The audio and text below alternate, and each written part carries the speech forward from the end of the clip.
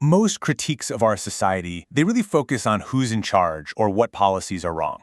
But there's this other argument, a much more radical one, that says fighting for control is, well, it's kind of pointless because the entire system is rigged from the very start.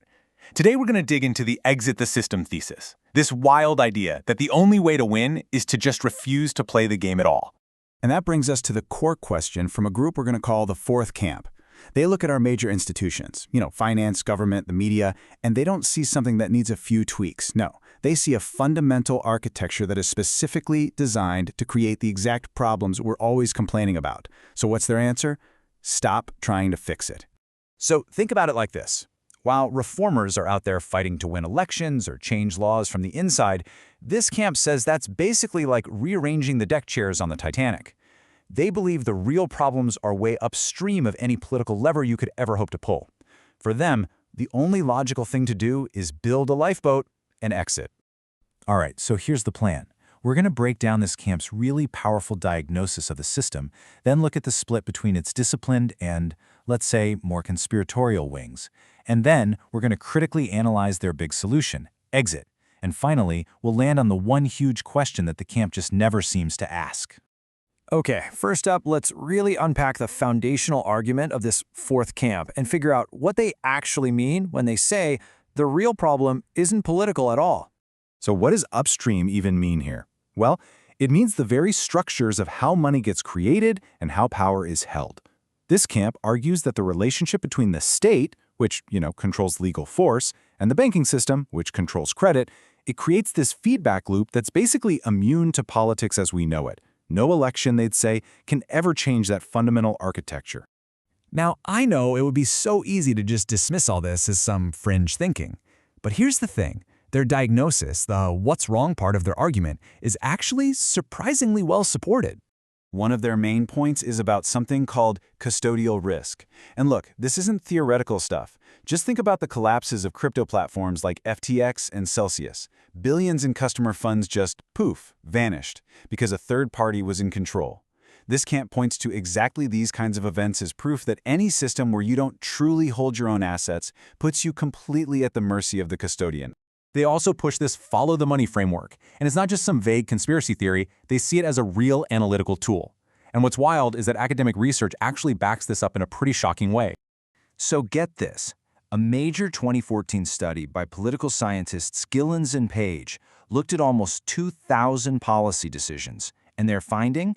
The preferences of the average American voter had a near zero statistical impact on what actually became policy, once you accounted for the preferences of economic elites and the donor class. I mean, not small. Statistically indistinguishable from zero. And this perfectly illustrates one of the key mechanisms they talk about, the Cantillon effect. When new money is printed, it doesn't just appear in everyone's bank account at the same time. Nope, it goes to banks and big financial players first. They get to spend it before it circulates through the economy and drives up prices for the rest of us. The camp argues this is basically a hidden tax on regular people and a systematic transfer of wealth to those who already own assets. So the really important point here is that this isn't necessarily some backroom conspiracy. The analyst Natalie Smolenski calls it bank-state symbiosis. It's simple, really.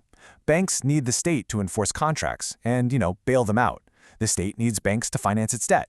Their structural incentives just line up perfectly, which produces these extractive outcomes for everybody else, whether the people in charge mean for it to happen or not.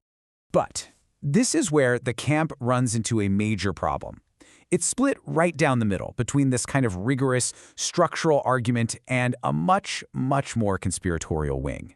So on one side, you've got the discipline view. It focuses on how these structural incentives just align automatically. Banks and states don't need a secret handshake. Their core needs just push them in the same direction. But on the other side, you have the conspiratorial view, which argues for active orchestration by some unified financial industrial complex. The first one is a testable theory. The second one requires you to prove there's a secret, coordinated plan. And to be blunt, this conspiratorial wing makes claims that just are not supported by evidence. I mean, these kinds of grand orchestration theories end up tarnishing the camp's more credible, documented arguments, and it makes it really easy for outsiders to just dismiss the entire project altogether.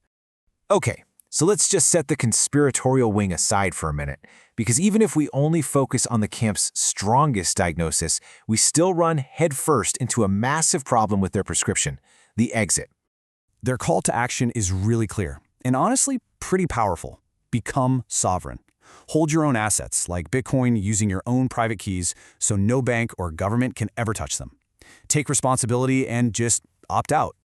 It is a compelling pitch, for sure, but it leads to a very, very awkward question. If you listen to the podcasts and watch the media that promote this exact message, who's paying the bills? And right here, we find the product placement paradox. The message is, be your own bank and get away from custodial services. But the sponsors are often crypto exchanges, lending platforms, and even Bitcoin IRAs, which are, by their very definition, custodial services that route your assets right back into the exact regulatory system you're being told to escape. This contradiction, it really points to a much deeper structural problem with the whole exit idea. You could call it a philosophy of lifeboat ethics. I mean, let's be real for a second. Who can actually do this? Self-custody of digital assets requires a level of technical skill that most people just don't have. And building up a meaningful position requires capital that most working families can't afford to risk. So exit becomes a viable strategy for a small, tech-savvy, and relatively wealthy minority. It's a personal escape plan, not a solution for society. It leaves 90% of the population behind. And all of this brings us right to our conclusion, and to the single most important question that this whole analysis raises. So here's the final scorecard. The exit camp's diagnosis of the system's architecture, the bank-state symbiosis, the Cantillon effect, the massive influence of money on policy, it's powerful and it's largely correct. But its prescription, an individual exit, is just fundamentally inadequate for the huge collective problem that it identifies. The thing is, the exit camp gets closer to the real mechanism of power than almost any other critique out there. They correctly named the architecture of our financial world as the source of the problem, but they stop one step short. They just assume that because the architecture is the problem, it can't be reformed. And that leaves us with the ultimate question. If they're right about the problem, but their solution only saves a few, what does a real solution for everyone else actually look like?